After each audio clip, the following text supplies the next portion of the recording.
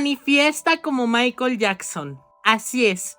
Michael Jackson manifestaba todo su éxito y su dinero. Y te voy a enseñar cómo hacerlo de una manera muy sencilla.